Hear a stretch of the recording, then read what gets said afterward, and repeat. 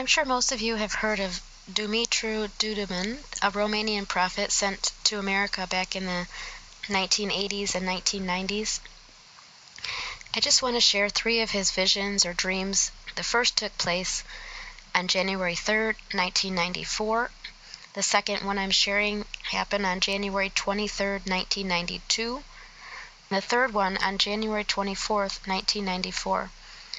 These 3 dates are why these prophecies are so significant, since it was on January 3rd that the 21 days of Daniel 10 started and war unofficially began. January 23rd will be the last day before the major events begin on January 24th. So this was the vision from January 3rd, 1994. It was past midnight. Unable to sleep, I got on my knees and began to pray.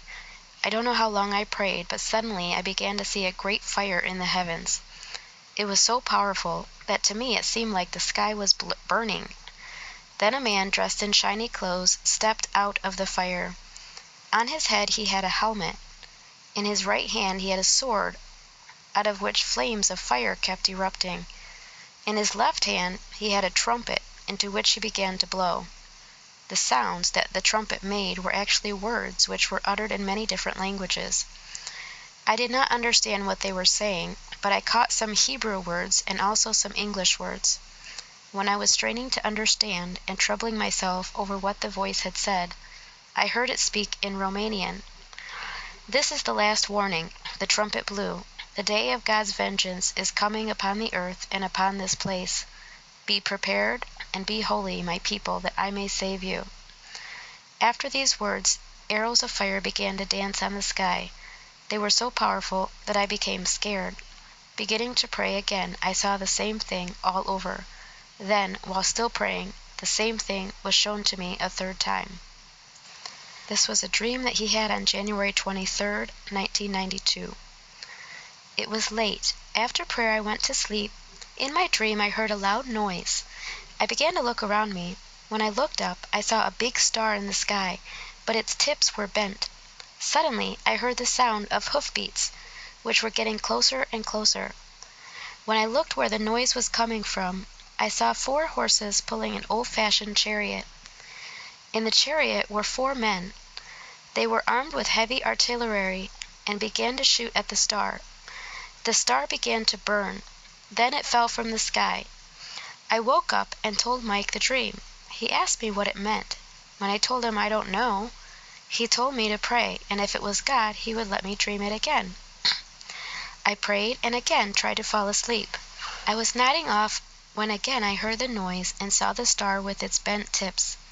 Again I heard the hoofbeats. But this time, when I looked up, there were 6 horses, and 6 men were in the chariot. All of them had masks on, and they were armed. Again they began to shoot at the star.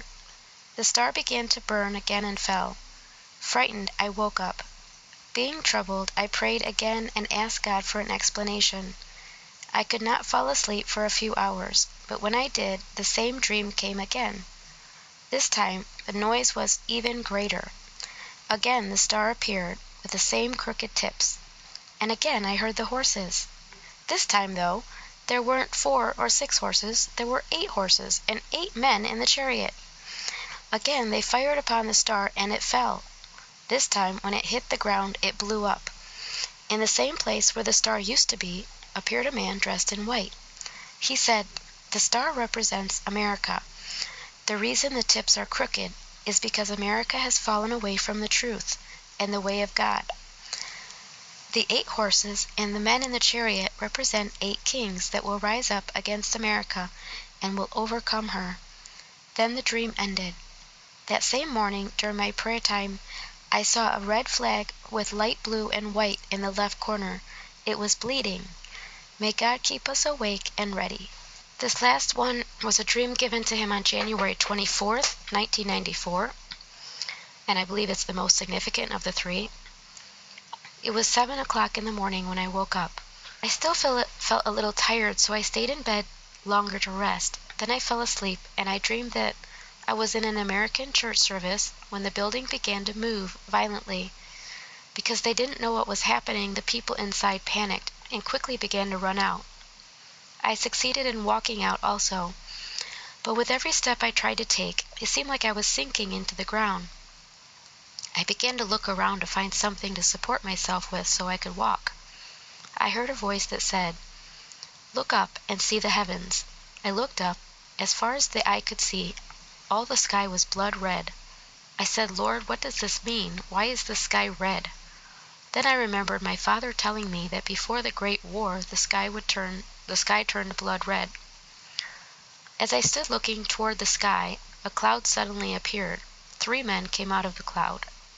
The middle one was dressed in shiny clothes and was of very great stature. He shined so brightly that I could not look at him. The other 2, one on his right and one on his left, were prepared for war. They had weapons in their hands that were pointed toward the inhabitants of the earth. Trembling, I asked, "Lord, what am I seeing? What does all this mean?" When the one in the middle spoke, in a thunderous voice, all those around me were able to see him. "I am Jesus Christ, who gave my life for you. Many of those whom I gave my life for today dishonor me, living in sin and things that are wrong. The honor and glory I deserve is not given to me. For this I have no more mercy, but will soon return in glory and honor as judge to judge all the inhabitants of the earth. But first I will judge those that carry the name of Christians, yet have tried to deceive me. Because of them my name was and is dishonored and blasphemed before those who do not know me. And about you," he said to me, "be awake, be on guard more than ever, for you will go through many trials. Now the battle will begin to get harder. The devil is ready to begin war against the Christians, and I have allowed this." Then the 2 men beside him began to fire their weapons. A salvo of fire came out, lighting the sky, and it began to burn. The one who shone brightly stood in the midst of the flames, crying out with a loud voice, "Do not fear. All those who worship me and have lived a clean life, those that have suffered here on earth, will have joy. For I am the one who will judge all of the nationalities of the earth. I will spare no one, and will not have mercy or grace for anyone. The day when I will punish and condemn is coming. I tell these things for everyone to hear. Hard days of suffering are coming to this place and over the whole earth. The hardships will be so great that the minds of man will not be able to understand it. It will be so hard that men will kill themselves. I will judge through torment, pain, and suffering, and will take revenge with great harshness for all sin. The Father has allowed me to avenge my spilled blood." The other 2 began to fire their weapons again, but this time a blue flame came out. I fell with my face to the ground. The one in the middle yelled, "Get up! I want to show you the judgment of the people and the wicked." But the hardest judgment will be received by the church, because they knew my word and my power, but many of them dishonored me, giving into defilement, adulteries, wickedness, and dishonored my name before men who did not know me. For this I am filled with rage, and I have been given authority to take revenge against the inhabitants of the earth, those who have dishonored me. The 2 that stood at either side of him began to fire again, and a heavenly choir appeared and began to sing a song in the most beautiful splendor. "Jesus is alive, Jesus lives, Jesus is alive, Jesus reigns.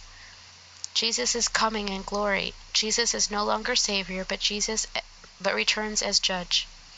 I began to cry. I cried with tears of joy. I was in an atmosphere of incredible beauty. The choir continued to sing as the 2 men with the weapons introduced themselves. The one on the right said, "I am the head of the Lord's army, Gabriel." The one on the left said, "I am Michael, the leader of the Lord's armies. We are at the Lamb's command, and wherever the Lamb goes, we accompany him." The choir continued to sing, and everything began to fade. I woke up with the words, "Jesus is no longer coming as a Savior, but as a Judge."